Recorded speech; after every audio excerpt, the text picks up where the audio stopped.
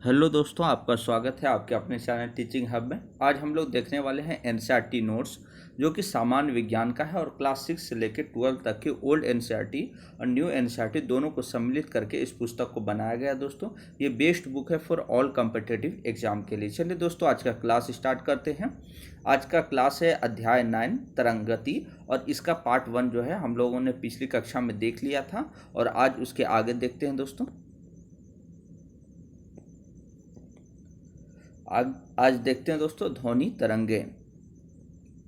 ध्वनि ऊर्जा का एक प्रारूप है जिसके कानों में पड़ने से प्रत्येक प्राणी में सुनने की संवेदना उत्पन्न होती है। ध्वनि तभी उत्पन्न होती है जब ध्वनि स्रोत कंपन अवस्था में होता है तथा यह तरंगों के रूप में माध्यम के चारों ओर फैलती है। ध्वनि तरंगे वायु में अनुदैर्घ्य तरंगे होती है। मोस्ट इंपॉर्टेंट है दोस्तों कि ध्वनि तरंगे कैसी होती है, तो अनुदैर्घ्य तरंगे होती है। विभिन्न वस्तुओं में घर्षण द्वारा खुरच कर, रगड़ कर, वायु फूंक कर या उनको हिलाकर ध्वनि उत्पन्न कर सकते हैं। मानव में ध्वनि वाक्य यंत्र अथवा कंठ द्वारा उत्पन्न होती है। आगे देखते हैं दोस्तों कि वायु में ध्वनि का संचरण किस तरीके से होता है। ध्वनि के संचरण के लिए किसी माध्यम जैसे वायु, जल, स्टील आदि की आवश्यकता होती है। यह निर्वात में होकर नहीं चल सकती। प्रत्येक कंपन करती वस्तु ध्वनि का एक स्रोत होती है। जब किसी ध्वनि स्रोत को कंपित करते हैं तो वायु में विक्षोभ यानी डिस्टरबेंस उत्पन्न होता है, जो एक नियत वेग से आगे बढ़ता जाता है तथा माध्यम के कण अपनी साम स्थिति के इधर उधर कंपन करते हैं। इस प्रकार विक्षोभ का एक कण से दूसरे कण में स्थानांतरित होता जाता है, और यही विक्षोभ हमारे कानों तक तरंग के रूप में वायु में चलकर हमें सुनाई देता है। ध्वनि के संचरण के लिए वायु सबसे अधिक सामान्य माध्यम है। मोस्ट इंपॉर्टेंट है दोस्तों कि ध्वनि के संचरण के लिए सबसे अधिक सामान्य माध्यम क्या है, तो वायु है।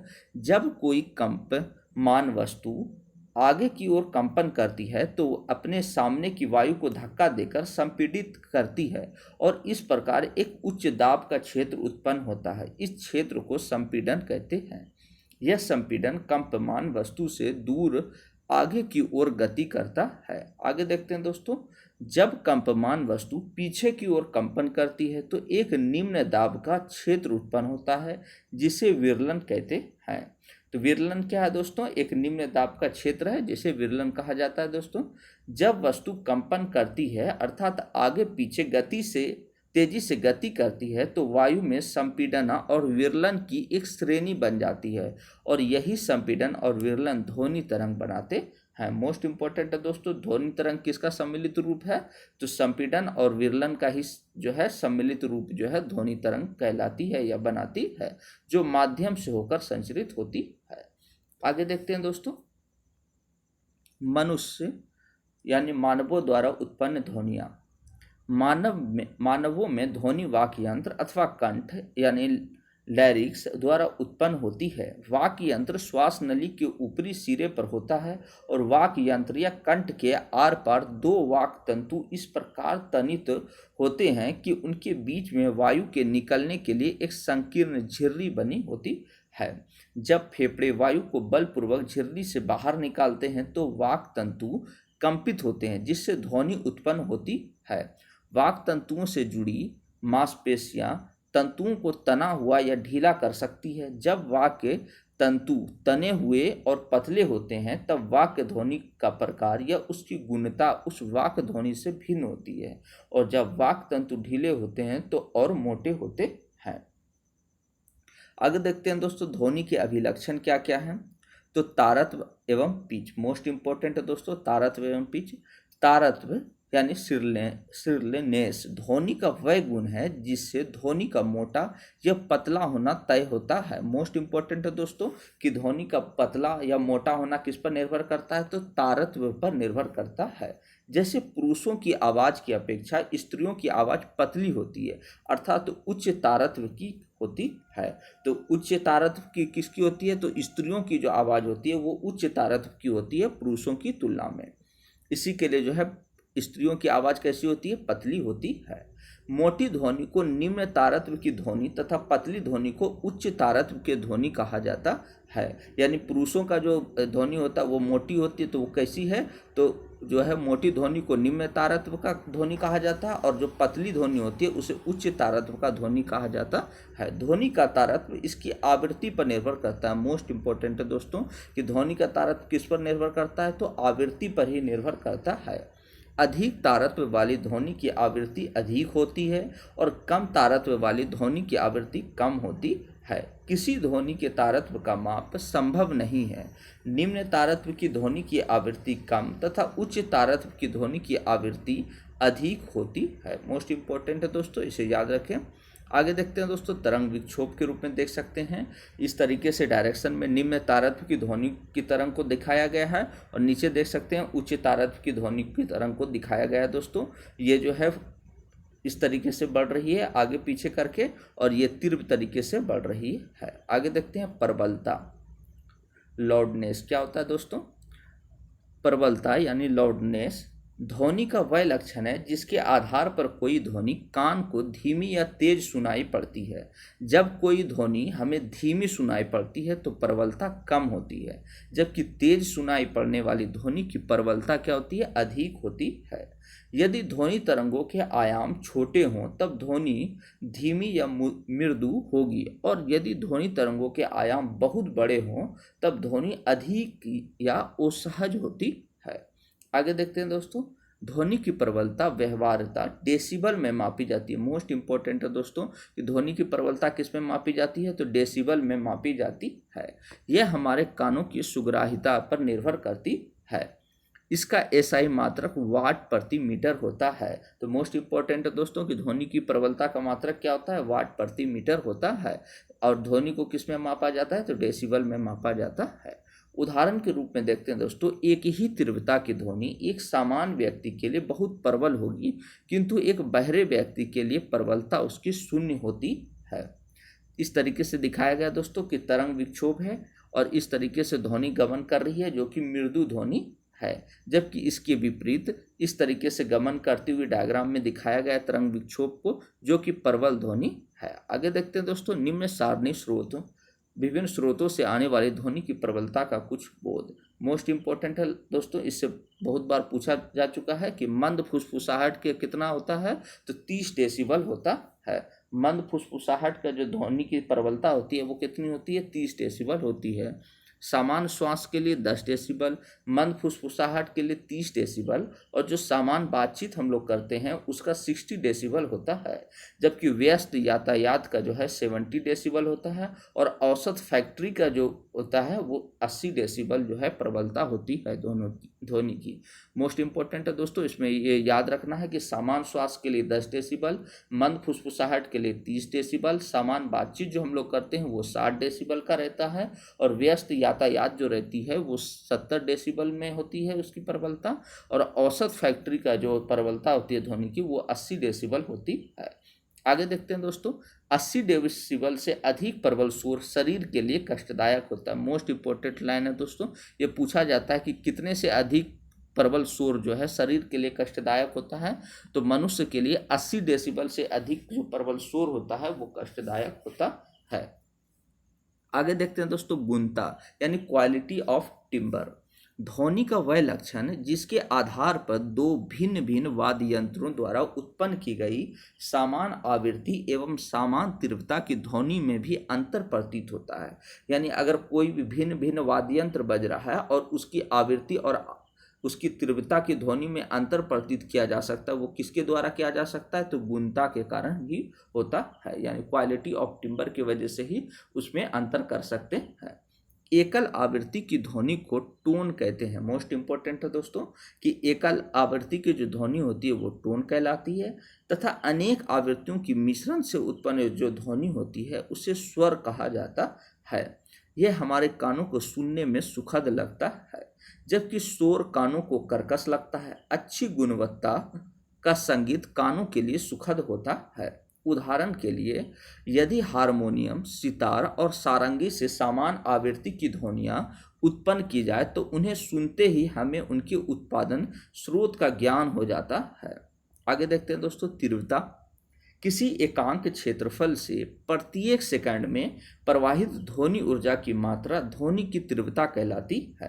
तो ध्वनि की तीव्रता क्या होती है कि किसी एकांक क्षेत्रफल से प्रत्येक सेकंड में जो प्रवाहित ध्वनि होती है उसी ध्वनि की ऊर्जा की मात्रा को क्या कहते हैं, ध्वनि की तीव्रता कहते हैं। और इसका मात्रक क्या होता है, वाट प्रति मीटर स्क्वायर होता है। प्रबलता तथा तीव्रता समान पद नहीं है, परंतु यह एक दूसरे से संबंधित होते हैं। उदाहरण के लिए, जब दो ध्वनियाँ जिनकी तीव्रता समान है फिर भी हम एक एक को दूसरे की अपेक्षा अधिक प्रबल ध्वनि के रूप में सुन सकते हैं, क्योंकि हमारे कान इसके लिए अधिक संवेदनशील होते हैं। नोट, तरंग की तीव्रता आई कंपन के आयाम के वर्ग यानी ए स्क्वायर के अनुक्रमानुपाती होती है, यानी आई समानुपाती ए स्क्वायर के रूप में हम लोग देख सकते हैं। आगे देखते हैं दोस्तों, विभिन्न माध्यमों में ध्वनि की चाल। किसी माध्यम में ध्वनि किस गति से संचरित होती है उसे ध्वनि की चाल यानी स्पीड ऑफ साउंड कहते हैं। किसी माध्यम में ध्वनि की चाल माध्यम की प्रत्यास्था तथा घनत्व पर निर्भर करती है। किस पर निर्भर करती है दोस्तों, तो उसकी प्रत्यास्था तथा घनत्व दोनों पर निर्भर करती है। यदि किसी माध्यम की प्रत्यास्था E तथा घनत्व D है तो ध्वनि की चाल V बराबर √E/D होता है। E/D होता है। आगे देखते हैं दोस्तों, विभिन्न माध्यमों में ध्वनि की चाल भिन्न भिन्न होती है। गैसों की अपेक्षा द्रवों की प्रत्यास्था अधिक होती है तथा ठोसों की सबसे अधिक होती है। इसी कारण द्रवों में ध्वनि की चाल गैसों से अधिक होती है तथा ठोसों में सबसे अधिक होती है। मोस्ट इंपॉर्टेंट है दोस्तों कि ध्वनि की चाल सबसे अधिक किस में होती है, तो ठोस में होती है। वायु में ध्वनि की चाल 0 डिग्री सेल्सियस पर 331 मीटर प्रति सेकंड तथा 22 डिग्री सेल्सियस पर 344 मीटर प्रति सेकंड होती है, जबकि पानी में ध्वनि की चाल 1450 मीटर प्रति सेकंड होती है तथा धातुओं में 5000 मीटर प्रति सेकंड तक होती है। मोस्ट इंपॉर्टेंट है दोस्तों कि वायु में ध्वनि की चाल 331 मीटर प्रति सेकंड जब 0 डिग्री सेल्सियस पर हो, और जब 22 डिग्री सेल्सियस पर यानी सामान्य ताप जो होता है उस पर 344 मीटर प्रति सेकंड जो है ध्वनि की चाल होती है, जबकि पानी में ध्वनि की चाल 1450 मीटर प्रति सेकंड और धातुओं में लगभग 5000 मीटर प्रति सेकंड तक इसकी चाल होती है। माध्यम परिवर्तित होने पर ध्वनि की चाल परिवर्तित हो जाती है, अर्थात जब ध्वनि तरंगे एक माध्यम से दूसरे माध्यम में जाती है तो ध्वनि की चाल तथा तरंगदैर्घ्य बदल जाते हैं, लेकिन आवृत्ति नियत रहती है। मोस्ट इंपॉर्टेंट लाइन है दोस्तों, पूछा जाता है कि जब ध्वनि की तरंगे एक माध्यम से दूसरे माध्यम में जाती है तो उस स्थिति में उसकी क्या क्या चेंज नहीं होती है, तो आवृत्ति जो है उसकी नियत रहती है, आवृत्ति कभी भी चेंज नहीं होती है, जबकि चाल और तरंगदैर्घ्य दोनों बदल जाते हैं। मोस्ट इंपॉर्टेंट लाइन है दोस्तों, याद रखना है। सारणी के विभिन्न माध्यमों में एक विशेष ताप पर ध्वनि की चाल को दर्शाया गया है। विभिन्न माध्यमों में 25 डिग्री सेल्सियस पर ध्वनि की चाल इस तरीके से हम लोग देख सकते हैं दोस्तों। एल्युमिनियम के लिए 6420 है, निकेल के लिए 6040 है, स्टील के लिए 5960 है, लोहे के लिए 5950 है और पीतल के लिए 4700 है। मोस्ट इंपॉर्टेंट है दोस्तों, इसमें याद रखना है कि सबसे ज़्यादा जो है ध्वनि की चाल किस में होती है, तो एल्युमिनियम में होती है।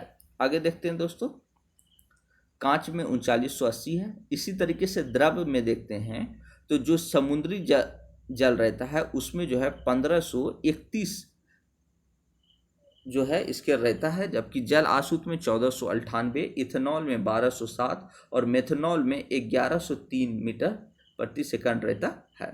आगे देखते हैं दोस्तों, गैस के रूप में हाइड्रोजन में 1284, हीलियम में 965, वायु में 346 और ऑक्सीजन में 316, जबकि सल्फर डाइऑक्साइड में 213 मीटर प्रति सेकंड इसकी चाल रहती है।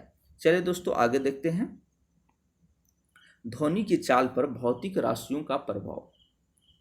ध्वनि की चाल निम्न भौतिक राशियों द्वारा प्रभावित होती है। दाब का प्रभाव, तो देखते हैं दोस्तों ध्वनि पर दाब का प्रभाव क्या पड़ता है। ताप समान होने पर गैस में ध्वनि की चाल पर दाब का कोई प्रभाव नहीं पड़ता है। और आगे देखते हैं दोस्तों ताप का प्रभाव। तो गैसों में ध्वनि की चाल गैस के परम ताप के वर्गमूल के समानुपाती होती है। यानी ताप की स्थिति में देखा जाए तो गैसों में ध्वनि की जो चाल होती है वो गैस के परम ताप के वर्गमूल के समानुपाती होती है, यानी V समानुपाती √T होता है। आगे देखते हैं दोस्तों, अतः माध्यम का ताप बढ़ने पर उसमें ध्वनि की चाल बढ़ जाती है। मोस्ट इंपॉर्टेंट लाइन है दोस्तों कि यदि माध्यम का ताप बढ़ेगा तो उस स्थिति में ध्वनि की चाल कैसी होती है, तो बढ़ जाती है। वायु में 1 डिग्री सेल्सियस ताप बढ़ने पर ध्वनि की चाल 0.61 मीटर प्रति सेकंड बढ़ जाती है। मोस्ट इंपॉर्टेंट है दोस्तों कि वायु में 1 डिग्री सेल्सियस अगर ताप बढ़ती है तो उस स्थिति में ध्वनि की चाल कितना बढ़ जाती है, तो 0.61 मीटर पर सेकंड से बढ़ जाती है। आगे देखते हैं दोस्तों आर्द्रता का प्रभाव, इफेक्ट ऑफ ह्यूमिडिटी। नमी युक्त वायु का घनत्व शुष्क वायु के घनत्व से कम होता है। यानी नमी युक्त जो वायु का घनत्व होता है वो शुष्क वायु के घनत्व से क्या होता है, कम होता है। अतः नमी युक्त वायु अर्थात आर्द्रता में ध्वनि की चाल शुष्क वायु की तुलना में बढ़ जाती है। यही कारण है वर्षा ऋतु में सीटी की आवाज़ बहुत दूर तक सुनाई देती है। आगे देखते हैं दोस्तों वायु का प्रभाव, इफेक्ट ऑफ वाइंड। यदि वायु चल रही है तब ध्वनि की चाल बदलती रहती है। यदि ध्वनि की चाल बढ़ रही है तो यह दर्शाती है कि ध्वनि तरंगों के संचरण की दिशा में वायु बह रही है। आवृत्ति अथवा तरंगदैर्घ्य का प्रभाव, गैस में ध्वनि की चाल पर आवृत्ति अथवा तरंगदैर्घ्य का कोई प्रभाव नहीं पड़ता है। अर्थात विभिन्न आवृत्तियों की ध्वनि तरंगे वायु में समान चाल से चलती है, किंतु भिन्न भिन्न आवृत्तियों की संगत जो तरंगदैर्घ्य होती है वो भिन्न भिन्न होती है। इस रूप में देखते हैं दोस्तों कि यदि वायु में भिन्न भिन्न आवृत्तियों की ध्वनि तरंगे भिन्न भिन्न चाल से चलती है तो हम ऑर्केस्ट्रा का आनंद नहीं उठा सकते थे। गैसों में ध्वनि की चाल के रूप में देखते हैं दोस्तों, गैसों के घनत्व के वर्गमूल के व्युत्क्रमानुपाती होता है। हाइड्रोजन गैस सबसे हल्की गैस है, अतः हाइड्रोजन गैस में ध्वनि की चाल अन्य गैसों की अपेक्षा सबसे अधिक होती है। मोस्ट इंपॉर्टेंट है दोस्तों, पूछा जाता है किस गैस में जो है ध्वनि की चाल सबसे अधिक होती है, तो हाइड्रोजन गैस में होती है। नेक्स्ट देखते हैं दोस्तों मैक संख्या। किसी माध्यम में किसी पिंड की चाल तथा उसी माध्यम में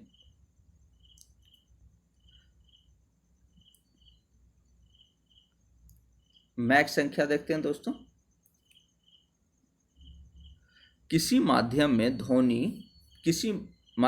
किसी पिंड की चाल तथा उसी माध्यम में ताप व दाब की उन्हीं परिस्थितियों व ध्वनि की चाल के अनुपात को उस वस्तु की उस माध्यम में मैक संख्या कहते हैं। मोस्ट इंपॉर्टेंट दोस्तों इसको याद रखना है, मैक संख्या बराबर क्या होता है कि किसी माध्यम में पिंड की चाल और उसी माध्यम में ध्वनि के चाल का जो अनुपात होता है उसे ही मैक संख्या कहते हैं। तो मैक संख्या क्या है, किसी पिंड में माध्यम में पिंड की चाल और उसी माध्यम में ध्वनि की चाल का अनुपात मैक संख्या कहलाती है। आगे देखते हैं दोस्तों, यदि मैक संख्या 1 से अधिक है तो पिंड की चाल प्राध्वनिक यानी सुपरसोनिक कहलाती। मोस्ट इंपॉर्टेंट है दोस्तों कि यदि मैक संख्या 1 से अधिक होगा तो पिंड की चाल क्या कहलाएगी, प्राध्वनिक यानी सुपरसोनिक कहलाती है। भावी मैक संख्या 5 से अधिक है तो चाल अति प्राध्वनिक यानी हाइपरसोनिक कहलाती है। मोस्ट इंपॉर्टेंट है दोस्तों कि प्राध्वनिक यानी सुपरसोनिक कब होता है, जब मैक संख्या 1 से अधिक हो और 5 से अधिक होने पर उसे अति प्राध्वनिक यानी हाइपरसोनिक कहा जाता है। नेक्स्ट देखते हैं दोस्तों ध्वनि बूम। ध्वनि बूम क्या होता है, जब कोई पिंड ध्वनि की चाल से अधिक तेजी से गति करता है तब उसे प्राध्वनिक चाल से चलता हुआ कहा जाता है। गोलियां, जेट वायुयान आदि प्रायः प्राध्वनिक चाल से चलते हैं। जब ध्वनि उत्पादक स्रोत ध्वनि की चाल से अधिक तेजी से गति करती है तो ये वायु में प्रघाती तरंगे उत्पन्न करते हैं। इस प्रकार की प्रघाती तरंगों से संबंध वायु दाब में परिवर्तन से एक बहुत तेज और प्रबल ध्वनि उत्पन्न होती है जिसे ध्वनि बूम कहते हैं यानी सोनिक बूम कहते हैं। आगे देखते हैं दोस्तों, प्राध्वनिक वायुयान से उत्पन्न इस ध्वनि बूम में इतनी मात्रा में ऊर्जा होती है कि ये खिड़कियों के शीशे को तोड़ सकती है और यहाँ तक कि भवनों को भी क्षति पहुँचा सकती है। आगे देखते हैं दोस्तों ध्वनि का परावर्तन।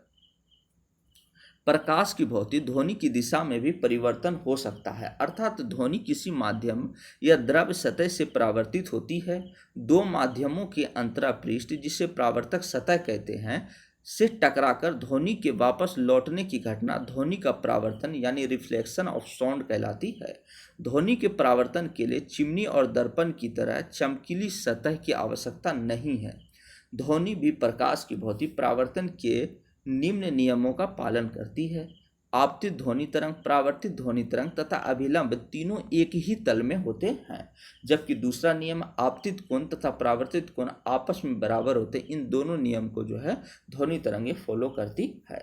नेक्स्ट देखते हैं दोस्तों प्रतिध्वनि, मोस्ट इंपॉर्टेंट है दोस्तों।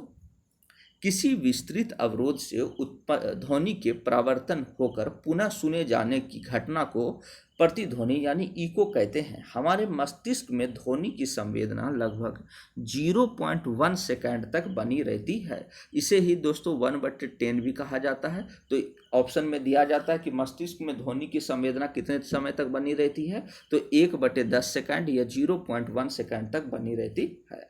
ध्वनि स्रोत तथा अवरोधक के बीच की न्यूनतम दूरी 17.2 मीटर होती है। मोस्ट इंपॉर्टेंट है दोस्तों, कितनी होती है? 17.2 मीटर होती है। यह दूरी वायु यानी माध्यम के ताप के साथ बदल जाती है, क्योंकि ताप के साथ ध्वनि की चाल में भी परिवर्तन होता है।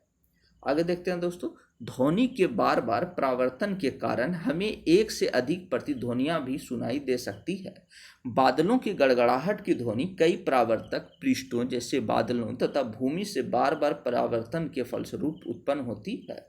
प्रतिध्वनि द्वारा समुद्र की गहराई, वायुयानों की ऊंचाई, सुदूर स्थित पहाड़ की दूरी माप सकते हैं। सोनार ध्वनि के इसी गुण पर आधारित है। मोस्ट इंपॉर्टेंट है दोस्तों कि सोनार जो है किस पर आधारित है, तो प्रतिध्वनि पर ही आधारित है। नेक्स्ट देखते हैं दोस्तों अनुरणन।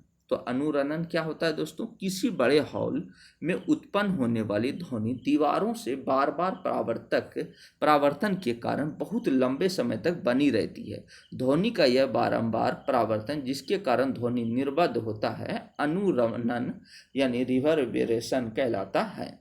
अनुरणन को कम करने के लिए हॉल के छतों तथा दीवारों पर ध्वनि अवशोषक पदार्थों जैसे संपीड़ित फाइबर बोर्ड, खुरदरे प्लास्टर अथवा पर्दे लगे होते हैं। सीटों के पदार्थों को चुनाव इनकी ध्वनि अवशोषक गुणों के आधार पर भी किया जाता है। आगे देखते हैं दोस्तों उपयोग। ध्वनि के परावर्तन विभिन्न यंत्रों जैसे मेगाफोन, हॉर्न तथा स्टेथोस्कोप में उपयोग होता है। ये उपकरण ध्वनि तरंगों के परावर्तन के लिए उपयोग किए जाते हैं। मेगाफोन या हॉर्न तथा शहनाई जैसे वाद्य यंत्र सभी इस प्रकार बनाए जाते हैं कि ध्वनि सभी दिशाओं में फैले बिना केवल एक विशेष दिशा में ही जाए। इन यंत्रों में एक नली के आगे का खुला भाग शंक्वाकार होता है। यह स्रोत से उत्पन्न होने वाली ध्वनि तरंगों को बार बार परावर्तित करके श्रोताओं की ओर आगे की दिशा भेज देता है। आगे देखते हैं दोस्तों स्टेथोस्कोप। यह एक चिकित्सा यंत्र है जिसे आला भी कहते हैं दोस्तों हम लोग, जिसका उपयोग डॉक्टरों द्वारा शरीर के अंदर मुख्यतः हृदय तथा फेफड़ों में उत्पन्न होने वाले ध्वनि को सुनने के काम में लाया जाता है। स्टेथोस्कोप में रोगी के हृदय की धड़कन की ध्वनि बार बार परावर्तन के कारण डॉक्टर के कानों तक पहुंचती है। नेक्स्ट देखते हैं दोस्तों ध्वनि पट्टी यानी साउंड बोर्ड। यह एक वक्राकार पट्ट यानी बोर्ड होता है जिसे बड़े हॉल या मंच के पीछे रख दिया जाता है, जिससे कि ध्वनि पट्ट से परावर्तन के पश्चात समान रूप से पूरे हॉल में फैल जाए। इस तरीके से फिगर में देख सकते हैं दोस्तों कि ये ध्वनि का स्रोत है और ये ध्वनि का पट लगा दिया जाता है ताकि परावर्तित होकर वापस ध्वनि जो है बिखर पाए। बड़े हॉल में उपयोग किया जाने वाला ध्वनि पट सम्मेलन कक्ष का वक्राकार छत होता है। इसी प्रकार कंसर्ट हॉल, सम्मेलन कक्षों तथा सिनेमा हॉल की छत वक्राकार बनाई जाती है, जिससे कि परावर्तन की ध्वनि हॉल के सभी भागों में पहुंच जाए। आगे देखते हैं दोस्तों श्रोता का परिसर। मनुष्य के कानों द्वारा आवृत्ति परिसर के सुनने व सुग्राह्यता को श्रव्य परिसर कहते हैं। मनुष्य में ध्वनि की परिसर लगभग 20 हर्ट्ज से 20,000 हर्ट्ज तक होता है। मोस्ट इंपॉर्टेंट है दोस्तों कि मनुष्य में ध्वनि का परिसर कितना होता है, 20 हर्ट्ज से लेकर 20,000 हर्ट्ज तक होता है।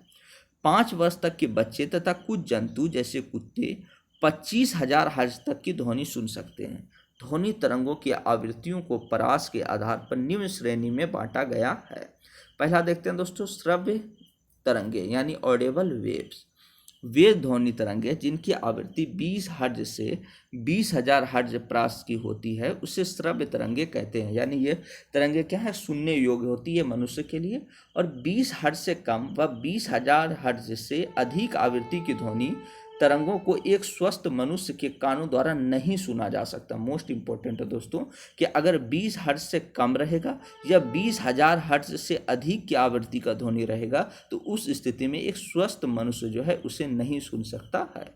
उदाहरण के लिए संगीत के वाद्य यंत्रों, मनुष्यों व पशु पक्षियों की आवाज़ द्वारा उत्पन्न जो तरंगे होती है। आगे देखते हैं दोस्तों, अपश्रव्य तरंगे यानी इंफ्रासोनिक वेव। वे ध्वनि तरंगे जिनकी आवृत्ति श्रव्य तरंगों की न्यूनतम प्रास यानी 20 हर्ट्ज से कम होती है अपश्रव्य तरंगे कहलाती है। इन तरंगों को उत्पन्न करने के लिए ध्वनि स्रोत का आकार बहुत बड़ा होना चाहिए। उदाहरण के लिए पृथ्वी के पृष्ठ के अंदर भूकंप आने के समय अपश्रव्य तरंगे उत्पन्न होती है। राइनोसिरस यानी गैंडा 5 हर्ट्ज तक की आवृत्ति अपश्रव्य ध्वनि का उपयोग करता है। वेल तथा हाथी अपश्रव्य ध्वनि परिसर का ध्वनि उत्पन्न करते हैं। मोस्ट इंपॉर्टेंट है दोस्तों, अपश्रव्य तरंगे क्या है, जो 20 हर्ट्ज से क्या हो, कम हो, तो उसे अपश्रव्य तरंगे या इंफ्रासोनिक तरंगे कहते हैं। आगे देखते हैं दोस्तों, मोस्ट इंपॉर्टेंट है प्राश्रव्य तरंगे यानी अल्ट्रासोनिक वेव्स। वे तरंगे जिनकी आवृत्ति श्रव्य तरंगों की उच्चतम आवृत्ति यानी 20,000 हर्ट्ज से भी अधिक होती है प्राश्रव्य तरंगे या प्राध्वनि तरंगे कहलाती है। ये तरंगे गाल्टन की सीटी पीजो विद्युत प्रवाह की विधि द्वारा क्वार्ट्ज के क्रिस्टलों के कंपनों से उत्पन्न की जाती है। इन तरंगों की तरंगदैर्घ्य अति सूक्ष्म होने के कारण एक किरण पुंज के रूप में दूरस्थ स्थानों को भेजी जाती है। तो प्राश्रव्य तरंगे कौन कौन निकालती है, तो डॉल्फिन, चमगादड़, पोर्पाइज जैसे जंतु इसे उत्पन्न करते हैं। नेक्स्ट देखते हैं दोस्तों, प्राध्वनि के अनुप्रयोग। प्राध्वनि के अनुप्रयोग निम्नलिखित हैं। प्राध्वनि प्रायः उन भागों को साफ करने में उपयोग की जाती है जहां तक पहुंचना कठिन हो। प्राध्वनि का उपयोग धातु के ब्लॉकों में दरारों तथा अन्य दोषों का पता लगाने के लिए किया जाता है। प्राध्वनि तरंगों को हृदय के विभिन्न भागों में परावर्तित कराकर हृदय का प्रतिबिंब बनाया जाता है। इस तकनीक को इकोकार्डियोग्राफी कहते हैं। आगे देखते हैं दोस्तों, तो इकोकार्डियोग्राफी में किसका प्रयोग किया जाता है, प्राध्वनि तरंग का किया जाता है। प्राध्वनि संसूचक एक ऐसा यंत्र है जो प्राध्वनि तरंगों का उपयोग करके मानव शरीर के आंतरिक अंगों को प्रतिबिंब प्राप्त करने के लिए काम में लाया जाता है। इस संसूचक से रोगी के अंगों जैसे यकृत, पित्ताशय, गर्भाशय, गुर्दे आदि का प्रतिबिंब प्राप्त किया जा सकता है। यह संसूचक शरीर की असमानताएं जैसे पित्ताशय तथा गुर्दे में पथरी तथा विभिन्न अंगों में अर्बुद यानी ट्यूमर का पता लगाने में भी कार्य करता है। आगे देखते हैं दोस्तों, अल्ट्रासोनोग्राफी में प्राध्वनि तरंगों का उपयोग किया जाता है। अल्ट्रासोनोग्राफी का उपयोग गर्भकाल में भ्रूण का जांच तथा उसके जन्मजात दोषों तथा उसकी वृद्धि की अनियमितताओं का पता लगाने में किया जाता है। प्राध्वनि का उपयोग गुर्दों की छोटी पथरी का बारीक कणों में तोड़ने के लिए भी किया जाता है। ये कण बाद में मूत्र के बाहर निकल जाते हैं, मूत्र के साथ बाहर निकल जाते हैं। आगे देखते हैं दोस्तों, चमगादड़ गहन अंधकार में अपने भोजन को खोजने के लिए उड़ते समय प्राध्वनि तरंगे उत्सर्जित करता है। मोस्ट इंपॉर्टेंट है दोस्तों कि चमगादड़ जो है प्राध्वनि तरंगों का प्रयोग क्यों करता है, तो अपने भोजन को खोजने के लिए करता है। परावर्तन के पश्चात इनका संसूचन करता है। अन्य जीव जैसे डॉल्फिन, पोर्पाइज, मछलियाँ, कछुए आदि भी भोजन की खोज करने के लिए प्राध्वनिक तरंगों का उपयोग करते हैं। आगे देखते हैं दोस्तों, श्रवण सहायक युक्तियाँ। जिन लोगों को कम सुनाई देता उन्हें श्रवण सहायक युक्तियाँ यानी हेयरिंग एड की आवश्यकता होती है।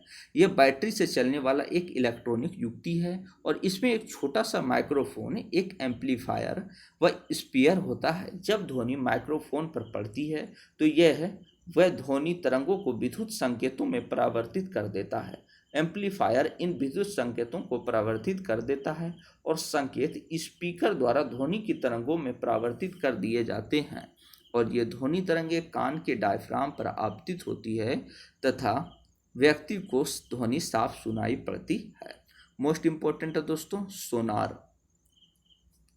Sound navigation and ranging most important है दोस्तों, इसका फुल फॉर्म याद रखना है कि साउंड नेविगेशन एंड रेंजिंग से बना है। सोनार एक ऐसी युक्ति है जिसमें जल में स्थित पिंडों की दूरी, दिशा तथा चाल मापने के लिए पराध्वनि तरंगों का उपयोग किया जाता है। इसके अतिरिक्त सोनार की तकनीक का उपयोग समुद्र की गहराई ज्ञात करने तथा जल के अंदर स्थित चट्टानों, घाटियों, पनडुब्बियों, हिमशैल, प्लावी बर्फ, डूबे हुए जहाज आदि की जानकारी प्राप्त करने के लिए भी किया जाता है। आगे देखते हैं दोस्तों मानव कर्ण यानी मानव कान। एक अति संवेदी युक्ति है जिसकी सहायता से हम सुन पाते हैं। यह श्रवणीय आवृत्तियां तथा द्वारा वायु में होने वाले दाब परिवर्तन को विद्युत संकेतों में बदलता है और जो श्रवण तंत्रिका से होते हुए मस्तिष्क तक पहुंच जाती है।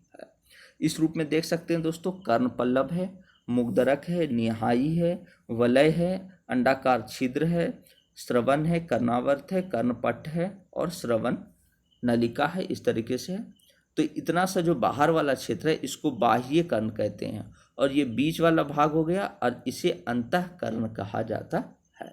तो देखते हैं आगे दोस्तों कर्ण तीन भाग बाहरी कर्ण, मध्य कर्ण और आंतरिक कर्ण से मिलकर बना होता है। तो कर्ण कितने भाग से बना होता है? तीन भाग से मिलकर बना होता है। पहला है दोस्तों बाह्य कर्ण यानी आउटर एयर। यह कर्ण यानी कान का वह भाग है जिसे हम कर्ण के बाहरी सिरे पर देखते हैं। बाह्य कर्ण कर्ण पल्लव कहलाता है। यह परिवेश से ध्वनि को एकत्रित करता है। एकत्रित ध्वनि श्रवण नलियों से गुजरती है और श्रवण नलिका के सिरे पर एक पतली झिल्ली होती है जिसे कर्णपटय या कर्णपटय झिल्ली कहते हैं। जब माध्यम के संपीड़न कर्णपटय तक पहुंचते हैं तब झिल्ली के बाहर की ओर लगने वाला दाब बढ़ जाता है। दाब बढ़ने के कारण कर्णपटय अंदर की ओर दबता है और इसी प्रकार विरलन के कारण कर्णपटय बाहर की ओर गति करता है। इस प्रक्रिया के अंतर्गत कर्णपटय कंपन करता है। आगे देखते हैं दोस्तों मध्य कर्ण यानी मिडिल एयर। मध्य कर्ण में तीन हड्डियां मोस्ट इंपोर्टेंट है दोस्तों। मध्य कर्ण में कितनी हड्डियां? तीन। मुग्धरक, निहाई तथा वलयक विद्यमान होती है। ये हड्डियां एक दूसरे से जुड़ी रहती है तथा ये कर्ण पटय के कंपनों को कई गुना बढ़ा देती है। इसके बाद मध्य कर्ण ध्वनियां तरंगों के चलने मिलने से इन दाब परिवर्तनों को आंतरिक कर्ण तथा संचारित कर देता है। आंतरिक कर्ण देखते हैं दोस्तों। आंतरिक कर्ण एक घुमावदार नलिका होती है जिसे कर्णावृत कहते हैं, जिसका एक भाग मध्य कर्ण से होकर प्रत्यास्थ झिल्ली तक पहुंचता है तथा दूसरा भाग मस्तिष्क से जुड़ा होता है। इस कर्णावृत द्वारा दाब परिवर्तन को विद्युत संकेतों में परिवर्तित कर दिया जाता है। इन विद्युत संकेतों को श्रवण तंत्रिका द्वारा मस्तिष्क तक भेज दिया जाता है और मस्तिष्क इनकी ध्वनियों के रूप में व्याख्या करता है। आगे देखते हैं दोस्तों ध्वनि के अपवर्तन। जब ध्वनि तरंगे एक माध्यम से दूसरे माध्यम में जाती है तो अपने पथ से विचलित हो जाती है। इसे ही ध्वनि का अपवर्तन कहते हैं। विभिन्न माध्यमों में ध्वनि की चाल का भिन्न भिन्न होना तथा भिन्न भिन्न तापों पर ध्वनि की भिन्न भिन्न चाल के कारण ध्वनि के अपवर्तन होता है। ध्वनि के अपवर्तन के कारण ही ठंडी रात में ध्वनि दूर तक स्पष्ट सुनाई देती है, जबकि दिन में अपेक्षाकृत कम दूरी तक सुनाई देती है। ध्वनि के अनुनाद को देखते हैं दोस्तों। जब बाह्य बल या चालक की आवृत्ति चलित वस्तु की मूल आवृत्ति के बराबर हो जाती है तो बाह्य बल से चलित वस्तु की अधिकतम ऊर्जा स्थानांतरित होती है तथा प्रणोदित कंपनों का आयाम बहुत अधिक बढ़ जाता है। इस अवस्था को अनुनाद अवस्था कहते हैं। ध्वनि तरंगे अनुनाद की अवस्था में तेज ध्वनि सुनाई देती है। जब ध्वनि की आवृत्ति ध्वनिक प्रणाली की प्राकृतिक आवृत्ति से मेल कर जाती है तो ध्वनि तरंगों का आयाम बढ़ जाता है और इस परिघटना को ध्वनि का अनुनाद कहते हैं। आगे देखते हैं दोस्तों, व्यतिकरण मोस्ट इंपॉर्टेंट है दोस्तों। जब दो समान आवृत्ति, समान तरंगदैर्घ्य तथा लगभग समान आयाम वाली ध्वनि तरंगे किसी माध्यम में संचरित होते हुए अध्यारोपित होती है तो विभिन्न बिंदुओं पर तीव्रता का मान व्यतिकारी तरंगों की तीव्रता के योग से अलग होता है। कुछ बिंदुओं पर तीव्रता अधिकतम तथा कुछ पर इसका मान शून्य होता है। इसे ध्वनि तरंगों का व्यतिकरण कहते हैं। आगे देखते हैं दोस्तों, व्यतिकरण की घटना में ऊर्जा ना तो उत्पन्न होती है और ना ही नष्ट होती है। मोस्ट इंपॉर्टेंट लाइन है दोस्तों कि व्यतिकरण की घटना में क्या होता है, ना तो ऊर्जा उत्पन्न होती है और ना ही नष्ट, वरन ऊर्जा पुनर्वितरण होता है। अतः व्यतिकरण की घटना में ऊर्जा संरक्षण के नियम को पूर्णतः पालन करता है। मोस्ट इंपॉर्टेंट है दोस्तों, पूछा जाता है कि व्यतिकरण की घटना किस पर आधारित है, तो ऊर्जा संरक्षण के नियम पर आधारित है। आगे देखते हैं दोस्तों, तरंगों के अध्यारोपण के फलस्वरूप जिन स्थानों पर अधिकतम तीव्रता प्राप्त होती है वहां होने वाले व्यतिकरण को समपोषी व्यतिकरण कहते हैं। जिन स्थानों पर न्यूनतम तीव्रता होती है वहां होने वाले व्यतिकरण को विनाशी व्यतिकरण कहते हैं। कभी कभी संगीत कार्यक्रम में विभिन्न स्पीकरों की ध्वनियों की व्यतिकरण होता है, जिससे कुछ स्थानों पर ध्वनि तीव्रता ज़्यादा जबकि कुछ स्थानों पर ध्वनि तीव्रता बहुत कम सुनाई देती है। आगे देखते हैं दोस्तों, ध्वनि का विवर्तन।